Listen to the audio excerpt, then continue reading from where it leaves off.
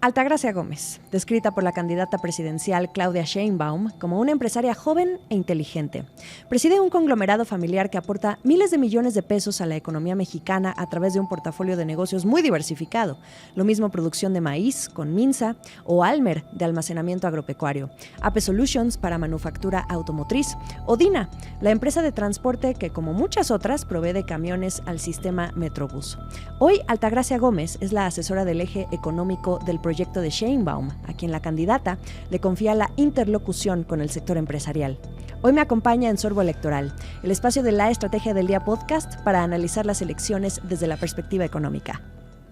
Altagracia, creo que México está a punto de entrar a una nueva etapa. Aún no sabemos quién va a relevar al presidente Andrés Manuel López Obrador, pero tú ya elegiste y quizá eres la única empresaria que ha mostrado su apoyo directo y abiertamente a Claudia Sheinbaum. Y quizá esto lo hemos visto desde el último año, de una manera más discreta quizá al principio y ya en los últimos meses ya un poco más notorio y pues ahora con el rol que representas para ella dentro de su estrategia y proyecto de nación. ¿Qué es lo que te llama la atención? Bueno, creo que muchas cosas. Creo que en primeras es el perfil más preparado. Creo que es el único perfil en este caso con experiencia probada para gobernar. Desde luego que sea mujer es algo pues que ilusiona, ¿no? Que sea la primera mujer en América del Norte en ser presidenta. Y por otra parte, hay causas y hay principios que compartimos en común. El hecho de que deba de haber planeación económica, el hecho de que no se debe dejar atrás la rectoría del Estado en la conducción y en la coordinación de los distintos actores del mercado, el tema de la sostenibilidad, el tema de la innovación y la inclusión como parte del nearshoring y el entendimiento profundo que se tiene de que no solo se requiere a la iniciativa privada para generar este bienestar o esta prosperidad compartida que ella menciona como su lema y como su objetivo de país, sino que no solo se requiere, sino que conviene muchísimo hacerlo de forma ordenada, de hacerlo de forma correcta y de que somos los propios empresarios los que tendríamos que estar dando un paso al frente para proponer cómo sí. Entiendo que tu cercanía con ella no es nueva, ya viene de años atrás. ¿Cómo conociste a Claudia Sheinbaum? Bueno, tampoco viene de muchos años atrás porque pues yo soy bastante joven y ella había estado en otros encargos, digamos. Pero al menos dentro de su etapa de pero como jefa de gobierno la conocí. Ella no se acuerda, pero la primera vez que la conocí fue hace bastantes años iba a hacer alguna licitación de transporte público en la Ciudad de México. Ella tenía sus audiencias ciudadanas y había algunas bases con las que yo no estaba de acuerdo y me presenté a una de esas audiencias ciudadanas a hacer. Ella no tiene tan clara esto porque me tocó en ese momento con su entonces secretario de gobierno. Entonces esa fue la primera vez que la conocí. Y luego la conocí en Guadalajara después del PASIC, en septiembre, donde ella tenía algunas dudas sobre por qué estaban incrementando los precios de la tortilla, cómo se fijaba el precio internacional del maíz. Y pues con una curiosidad que caracteriza a un científico, pues quiso un poco desagregar el problema que se estaba presentando, pues no sé si fue en 2022, de los precios internacionales del maíz, de la subida de precio de la tortilla, de la inflación, y fue así como nos conocimos y a partir de ahí, pues, uno, nos caímos bien, y dos, coincidimos en que había muchas formas en que se podía trabajar, tanto en la ciudad como en el país, ¿no? Desde luego tenemos relaciones institucionales, yo diría con su gobierno más que con ella, porque nosotros trabajamos en productos y servicios de canasta básica y en ese sentido, pues con Dina, por ejemplo, hicimos la reconversión de autobuses de RTP a eléctricos, que ahorita están en pruebas, pero también ganamos pues el concurso de CONACYT federal para hacer un autobús con 80% de contenido mexicano, 30% más eficiente que la competencia china, desde cero, y ahí va el gobierno federal. Entonces, trabajamos en distintas etapas, en distintos proyectos, ¿no? Tiene en Tláhuac unos proyectos específicos de agro, donde se le estuvo ayudando para conectar o vincular a pequeños productores con grandes compradores y que no se llevara el intermediario pues la diferencia de precio. Y hemos podido, creo que, aportar tanto ideas como aterrizar en conjunto proyectos que son de gran calado, primero para la ciudad, y ahora lo estamos haciendo pues desde Diálogos por la Transformación. Y rescato esto que dices que tú en esas 2 ocasiones que te la llegaste a encontrar por primera vez, tú te plantaste para cuestionar ahí sobre las políticas públicas que estaban ocurriendo. No, uno era más que cuestionar, era pues como en todas las bases hay procesos y nosotros fuimos a la serie de preguntas y respuestas técnicas, pero hay cosas que no son ni preguntas ni respuestas técnicas, sino son planteamientos más genéricos, ¿no? De cómo se están dando ciertas bases, etcétera. Y ahí precisamente lo que íbamos a decir o lo que fui a decir es que no se estaba dando la prioridad al contenido regional y nacional ni a los países con los que se tiene trato recíproco y o tratado de libre comercio, que también estaba justificado porque ya había agotado esas dos las 2 categorías que se tienen que hacer conforme a la ley, y era un tema que en ese momento también no había un producto competitivo a nivel nacional. Hoy lo hay, ¿no?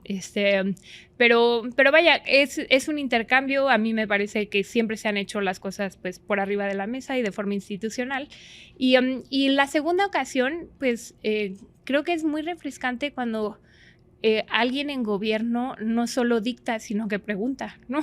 Cuando te preguntan, oye, ¿por qué está el tema del maíz así? ¿Por qué está la inflación así? ¿En qué podemos ayudar? ¿Cómo están funcionando sus cadenas de valor?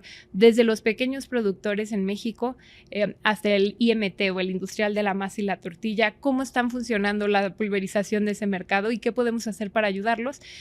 Y para ayudar al consumidor final, ¿no? Que finalmente eso es pues también algo que tenemos que tener en cuenta, que pues los que comen tortilla, el 59% de las calorías que ingieren la población más vulnerable en México pues vienen de las tortillas. Sí, claro, es ¿no? parte fundamental de la dieta de los mexicanos. Sí. Entonces, pero sobre todo de los más vulnerables. Y ella estaba muy consciente de eso y pues quería ver cómo ayudaba, pero antes de ver cómo ayudaba quería entender la situación y quería un diagnóstico correcto. Y pues eso es algo que creo que es admirable en quien sea que ejerza, esos cargos con ese nivel de responsabilidad. ¿Y en qué momento, no sé si recuerdas el momento en el que ella te planteó el ser la coordinadora de su eje económico y además ser la interlocutora con los empresarios a nivel nacional e internacional? Bueno, sí lo recuerdo porque pues vaya, me lo preguntó, o sea, muy directamente.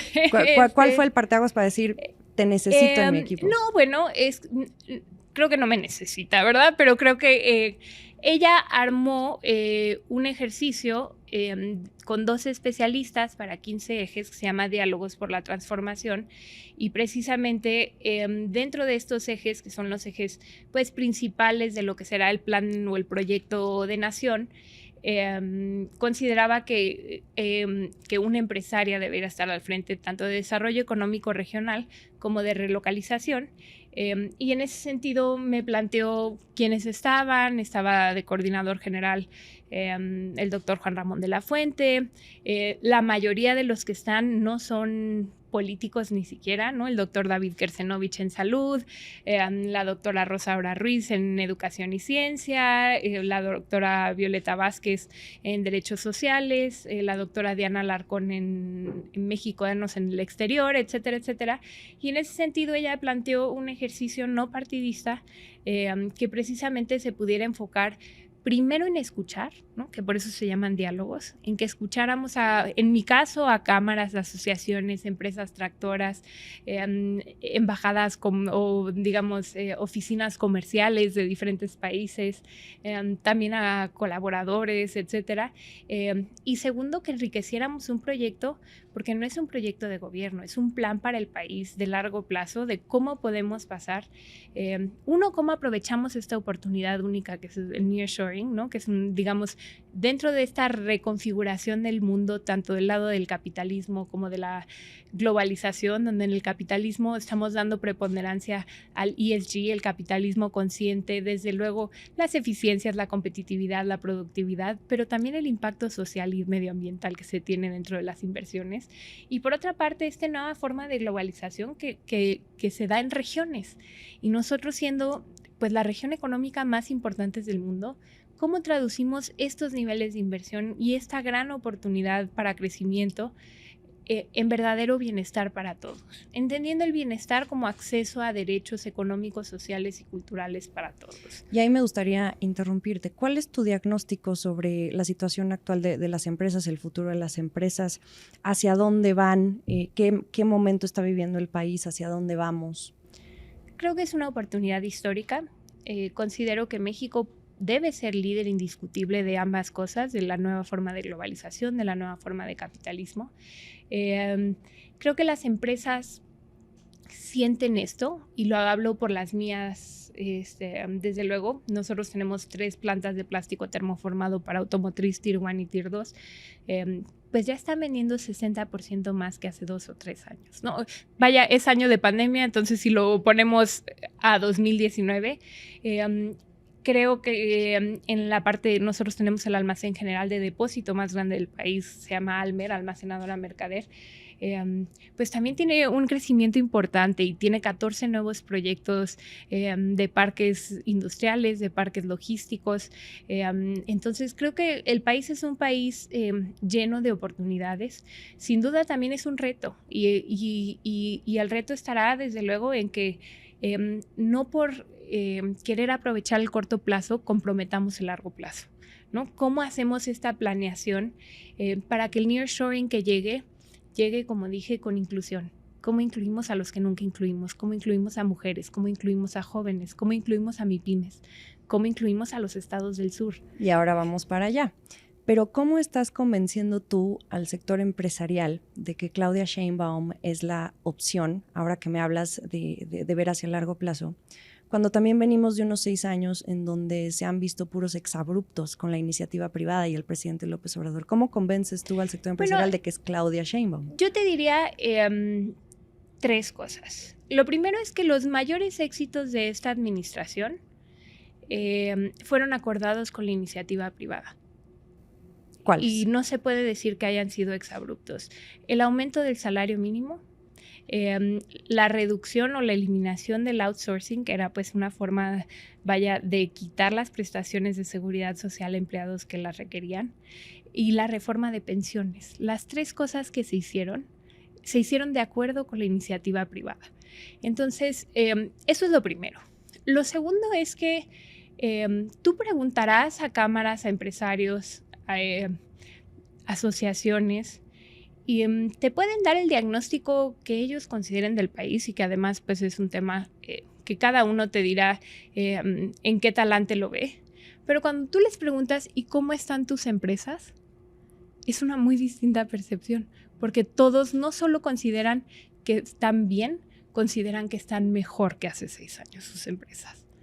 Y lo tercero es que el país no es el mismo en 2018 que es en 2024. Y no se puede querer hacer lo mismo por más de que vaya a haber lo que nosotros llamamos continuidad con cambios. El construir sobre lo que ya está hecho y sobre todo otra vez sobre estos principios de prosperidad compartida, un estado de derechos para todos. Ha habido cosas que han, por ejemplo, fortalecido al mercado interno y que lo que hace meses, no años, era controversial, como los programas sociales, por ejemplo. Ya aparentemente no hay controversia en eso, ¿no? Ya hay un acuerdo generalizado de que no solo son necesarios, sino que son benéficos, que fortalecen el mercado interno incluso. Entonces yo te diría, se han ido cayendo algunas de las percepciones, ¿no? Que no puede haber subir al salario mínimo sin la inflación, que no puede haber seguridad o programas de transferencia social sin tener o teniendo finanzas públicas sanas. Creo que se han ido rompiendo esos paradigmas y creo que finalmente yo cuando voy a los empresarios, otra vez, mis objetivos son enriquecer el plan de gobierno o el plan de país y escuchar sus problemáticas y sus propuestas. Mi fin no es ir a convencer a nadie de que voten por nadie. Y creo que la virtud máxima del grupo de diálogos por la transformación es que estamos preocupados del día cero. ¿Qué pasa después de la elección? ¿No? Estamos confiados en que la doctora Sheinbaum va a ganar, vaya, así lo dicen todas las encuestas. Creemos que además ella y su equipo político electoral estarán haciendo su trabajo para que así sea. Y creemos que si la sociedad así lo decide, tiene que haber un plan para junio.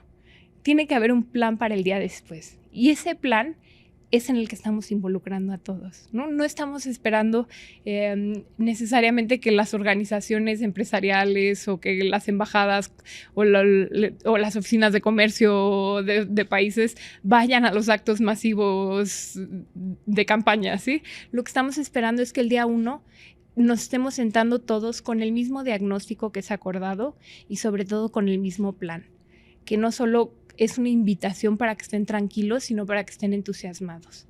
Y eso creo que se ha logrado con creces. Para que estén tranquilos, eso me llama mucho la atención. Ahora, tú hablabas ahorita de esos 3 acuerdos que se lograron en los últimos 6 años, que tú destacas que son los más importantes, lo del outsourcing, salario mínimo y pensiones. En el proyecto de Nación se deja ver que hay una mayor simpatía, eso sí, incluso en los planes energéticos. Hay una línea que se permitirá la participación de empresas privadas de forma razonable, considerando, por ejemplo, que gran parte del nearshoring, pues sí, el tema energético va a ser muy importante, pero ¿hasta qué punto se va a permitir la participación de la iniciativa privada en un plan tan importante que implica el tema energético, pero también el nearshoring que dentro del proyecto de Nación la doctora Sheinbaum quiere impulsar? A ver, yo lo que te diría ahí es, la doctora Sheinbaum, obviamente por su perfil, no solo académico, sino especialista en áreas de planeación energética y muy específicamente en energías renovables, pues apoya decididamente la transición energética. Y en ese sentido, pues tiene proyectos que corresponderá a ella presentar, sobre todo en temas de generación renovables.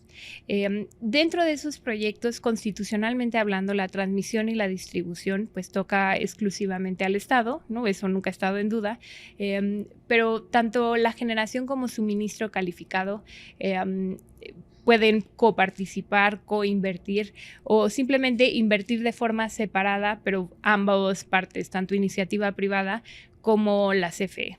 Y en ese sentido, ella ha sido muy vocal de que en tenencia de activos energéticos, ¿no? O activos de generación, capacidad instalada, vaya, quiere conservar el 54% y quiere que el 46% sea de la iniciativa privada. ¿Por qué? Bueno, creo que empezó siendo un tema ideológico de soberanía energética, ¿no? Pero creo que conforme fueron pasando los últimos acontecimientos, y lo vimos, por ejemplo, en la guerra de Rusia con Ucrania, cuando no había esa soberanía energética para los países en Europa, y no hablo de Europa del Este, hablo de Europa occidental, se ve que es un tema de que en realidad no es solo un tema de ideología, hay que ser dueños de la energía que consumimos, no, es un tema que pone en jaque a países cuando hay falta de ella, ¿no? Porque finalmente hay un solo obligado al suministro. Y como los intereses particulares, que son legítimos, pues no cubren necesariamente el interés público. Y el interés público, por eso debe de alinear los intereses del mercado en el sentido de que se cubran las necesidades del país, no solo de las empresas, ¿no?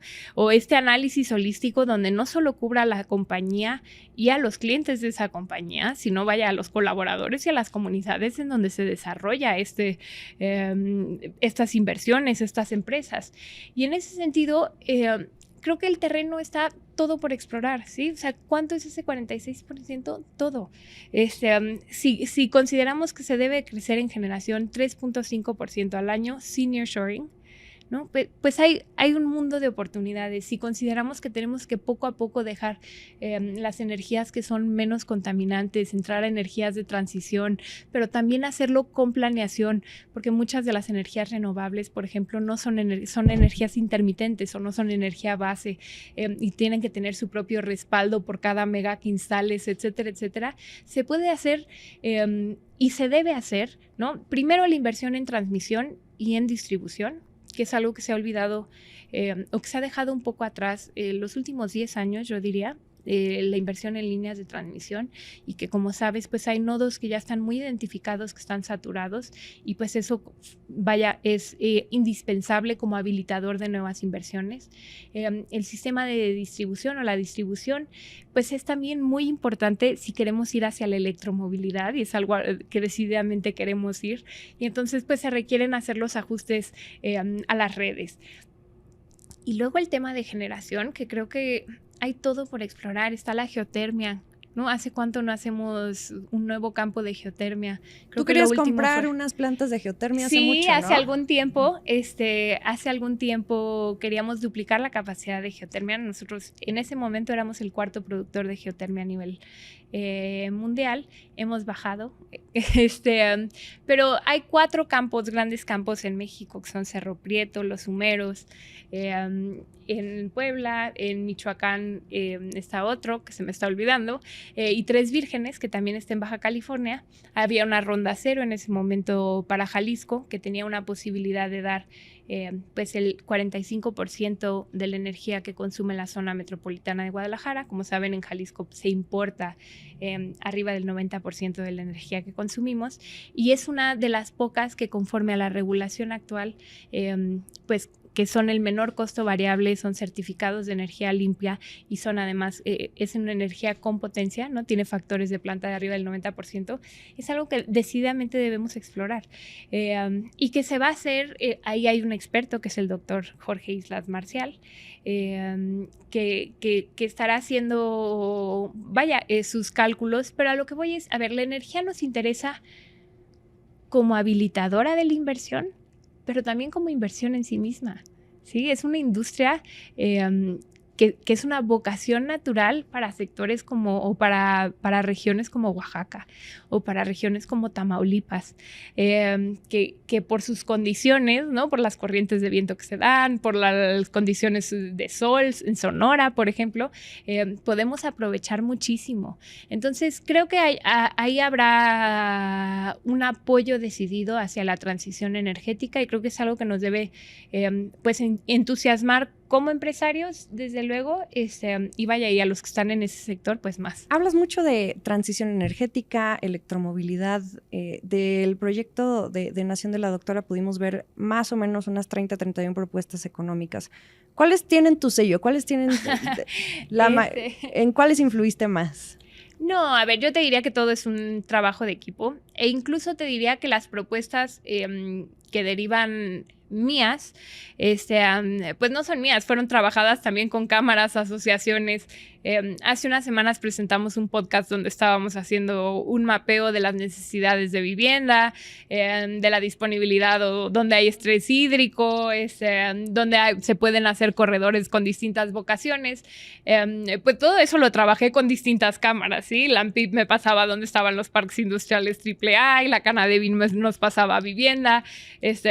Trabajábamos con universidades, dónde están las universidades o los tecnológicos para ver dónde está lo que nosotros consideramos educación para la relocalización y a partir de ahí formulábamos las propuestas. Yo te diría, creo que hay muchas de las propuestas que hicimos fueron recogidas, digamos, dentro de los 100 dentro de los 100 puntos, pero también es cierto que por la propia naturaleza del evento, pues eran puntos muy generales, ¿no? Para todos estos puntos generales, pues desde luego hay muchos documentos que te precisan cómo, cuándo, dónde, y sobre todo tienen en cuenta, y creo que en eso, aunque eran generales, eran muy realistas, ¿no? Siempre metía progresividad, vamos a ir incluyéndolo, si leen los puntos, sí eran generales, pero eran lo suficientemente específicos como para dar un mapa, una ruta de cómo se iba a iniciar y cómo se continuaría expandiendo sobre estos derechos. Yo te diría, hay una participación grande tanto del equipo de la doctora como de la sociedad. Y de la parte de empresarios, ¿qué otros empresarios así como tú están muy inmersos? Yo creo que eso le toca a cada uno de esos empresarios decirlo, pero yo te diría que hay un gran apoyo. No eres la única. Gran apoyo. No, desde luego no soy la única ni la más importante.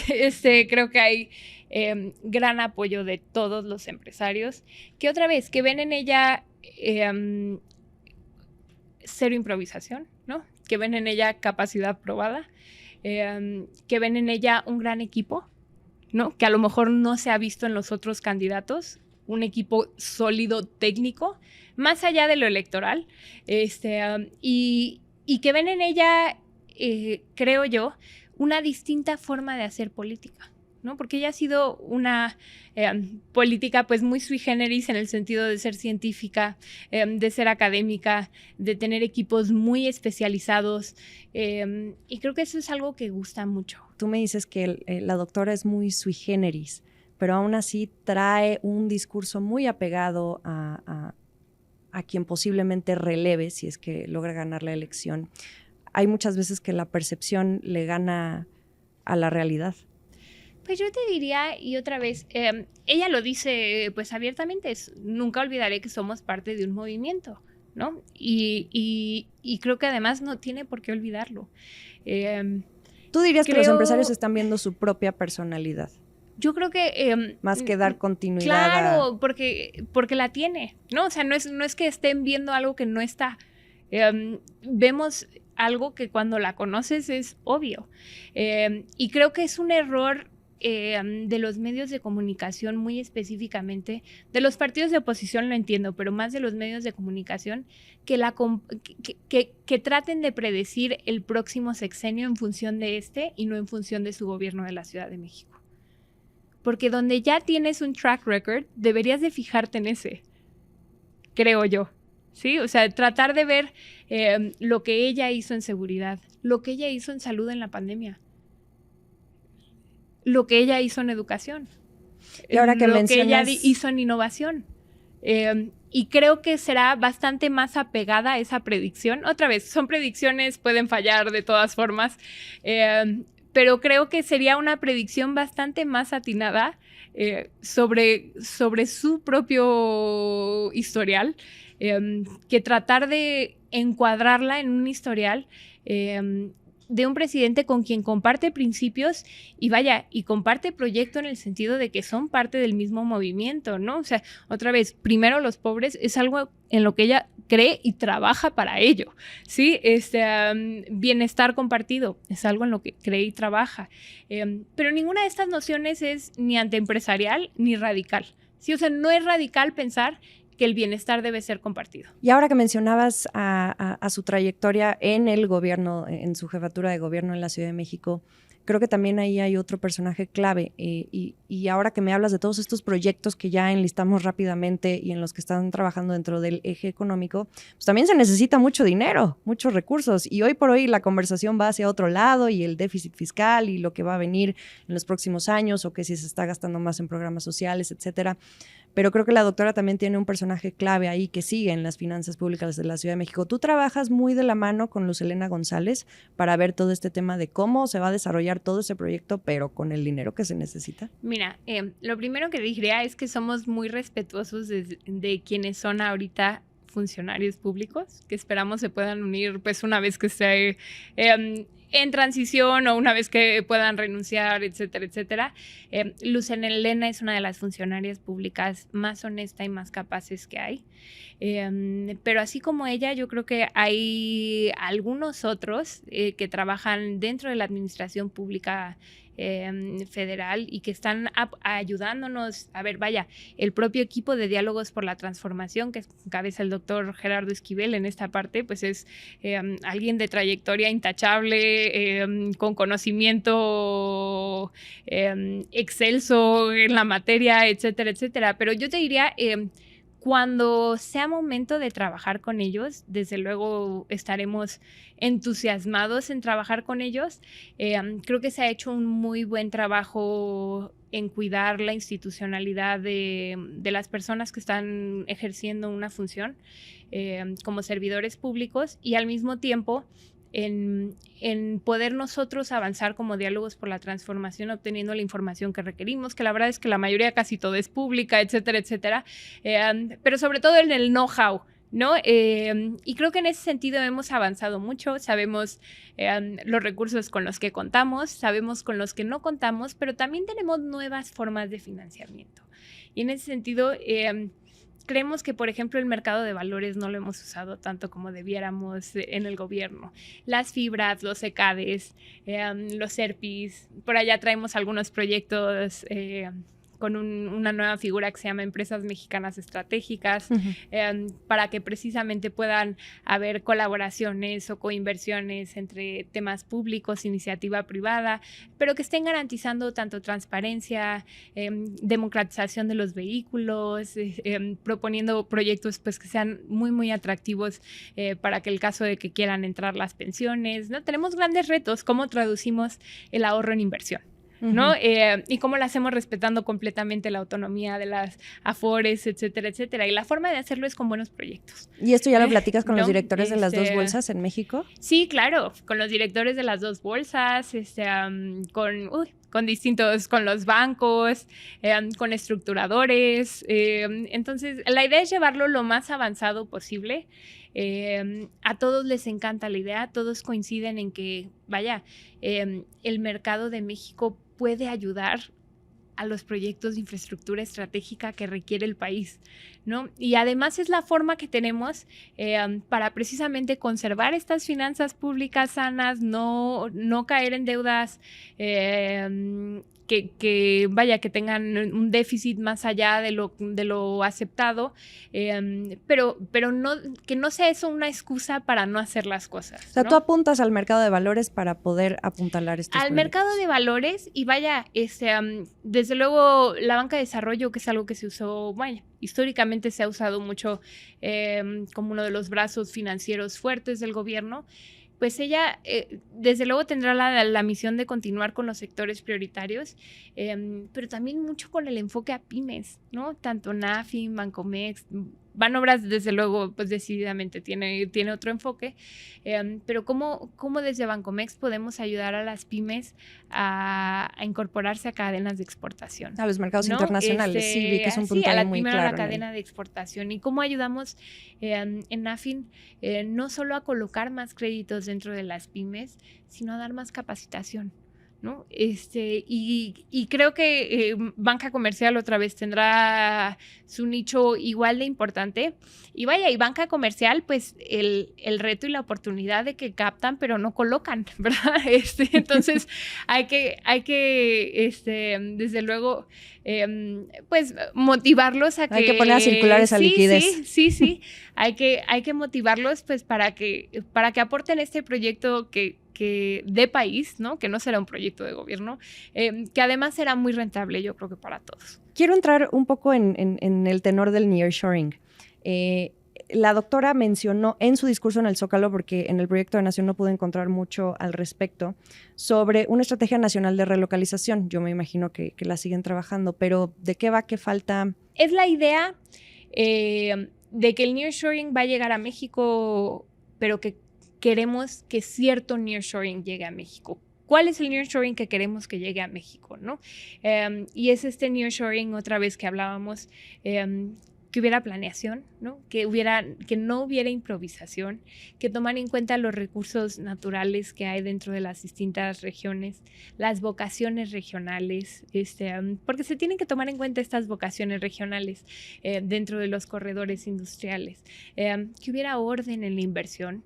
Nosotros decíamos, a ver, los corredores industriales que queremos hacer ¿por qué queremos hacer corredores industriales?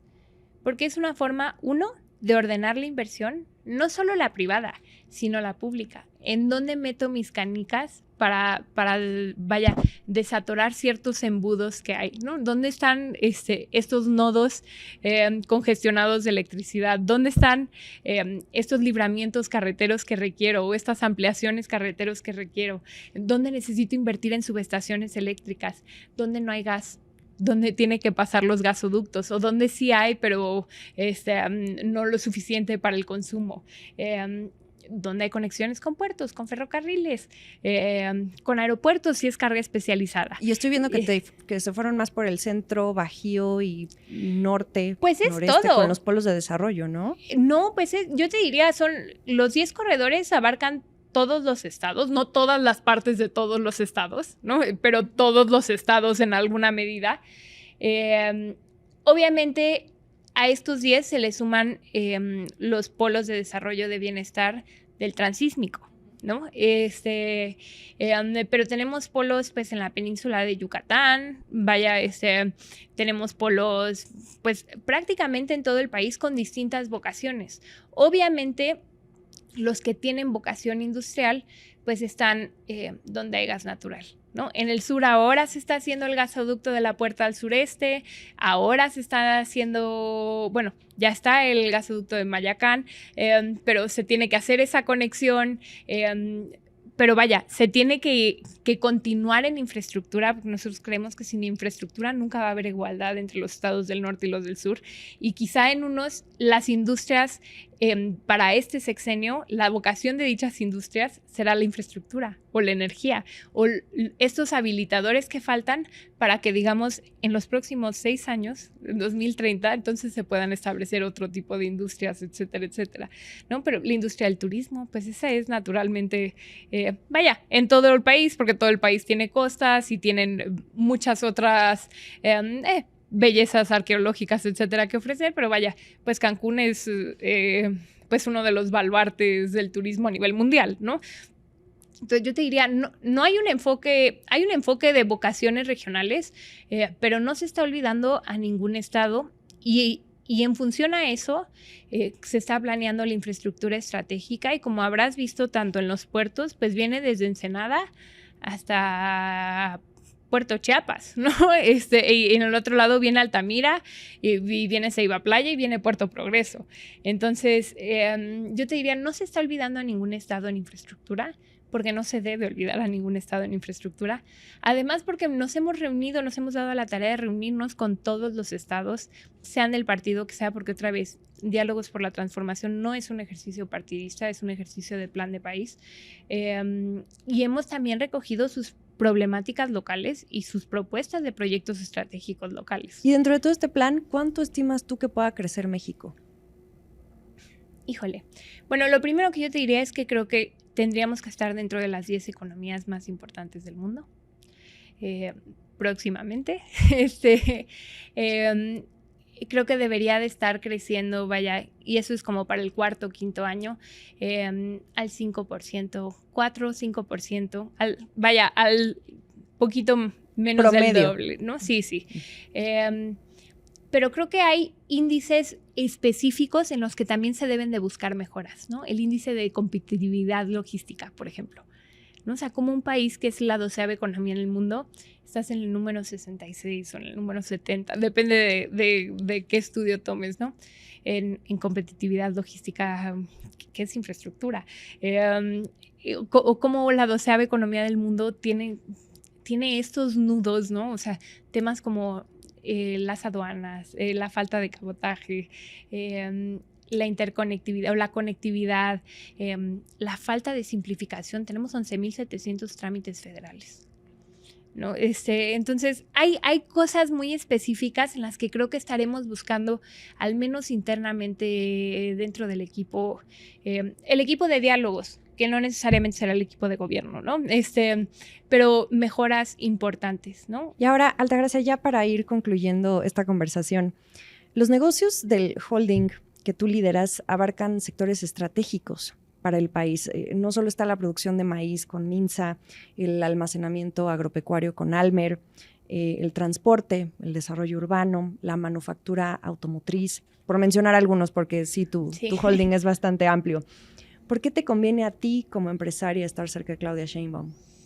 Mira, he escuchado todo tipo de preguntas, unas retóricas y otras pues cínicas. Yo creo que, yo te diría, en primeras, desde luego, estamos en sectores estratégicos en el país. Eso ha sido una tesis de nuestro grupo, pues desde que inició realmente, ¿no? Entonces, no es una casualidad que estemos en sectores estratégicos.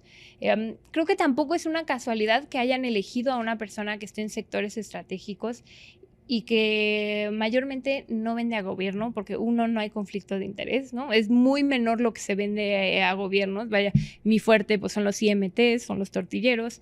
En Almer decididamente no se trabaja con gobiernos, es con productores y o con empresas, dependiendo si es Almer o Almer Logística, o con bancos incluso para la verificación de garantías.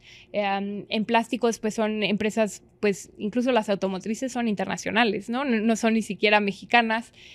En DINA, que es la única que vende a transportistas, pero hay ciertos casos en donde los gobiernos locales estiman que ellos deben de ser propietarios y luego subcontratar la operación del transporte público, ¿no? Pero tampoco es, la norma general. Entonces, yo te diría, no se está buscando ni un beneficio a las empresas, ni un beneficio personal con esto. Creo que es un beneficio para el país que alguien que precisamente participa en sectores estratégicos tiene mayor sensibilidad de cómo las políticas públicas pueden incidir en estos sectores estratégicos para crear círculos virtuosos o viciosos.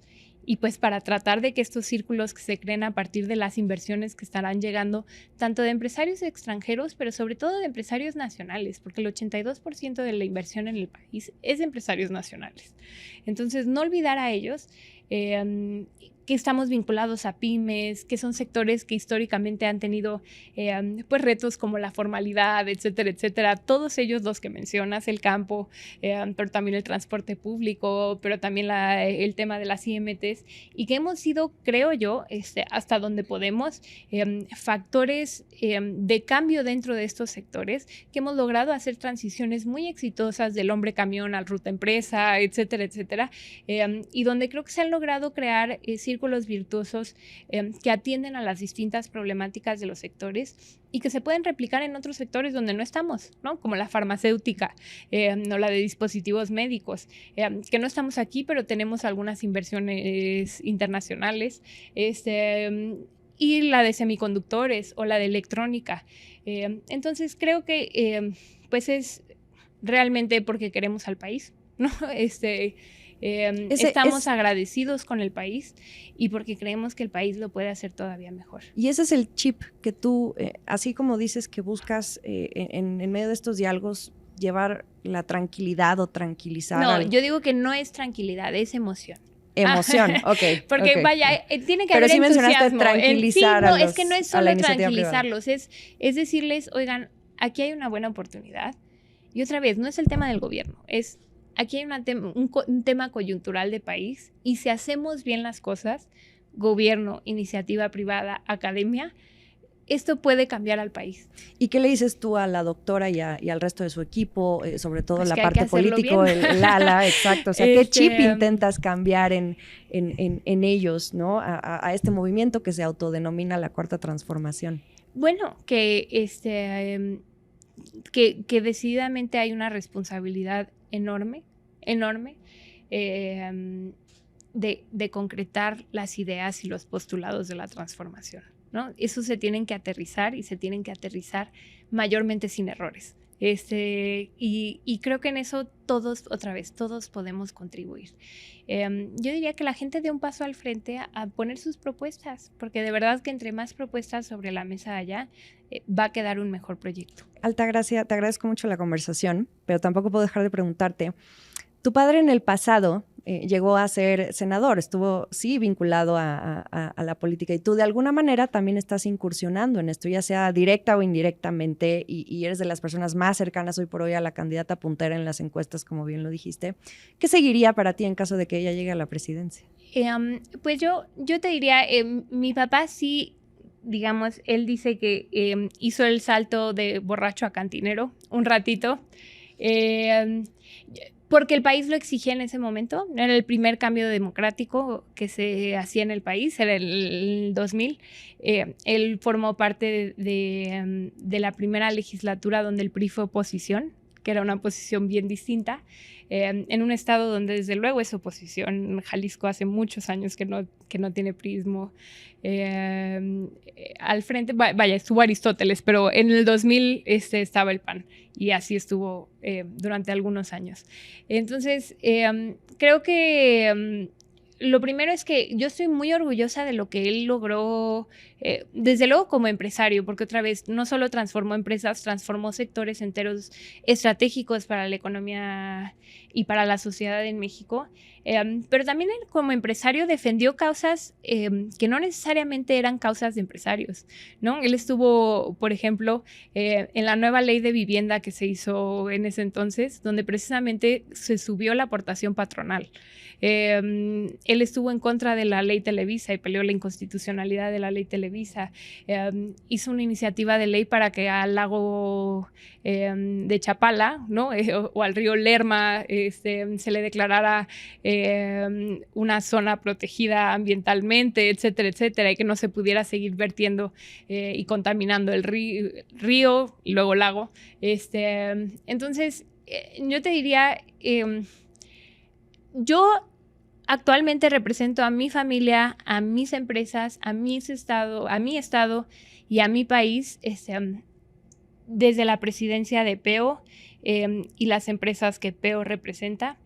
Y es Promotora algo de lo que me empresarial de siento... Occidente, para aclarar sí, que es PEO. PEO es la holding, y es algo que me da mucho orgullo y de lo que estoy muy agradecida. Entonces, pues lo que se vislumbra es que yo siga presidiendo Promotora Empresarial de Accidente y que desde este ámbito de influencia, que es una plataforma grande, por lo que representa para el país y por lo que representa pues para nuestros colaboradores, para los sectores en los que incursionamos, pues estaremos ayudando en todo lo que se pueda.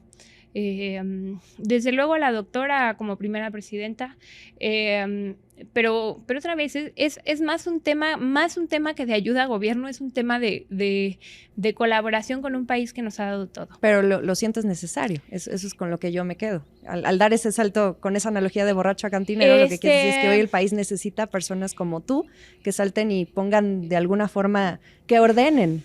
Bueno, yo no sé si necesario en mi caso, en el de él, pues siendo una de estas personas que se dan una vez cada X número de generaciones, pues la brillantez y la osadía, etcétera, etcétera. Creo que es siempre que una persona así esté dispuesta a saltar al ruedo, es muy, muy aplaudible. Mi caso no es ese, no hay ni esa brillantez ni esa osadía, pero sí creo que tenemos algo que aportar.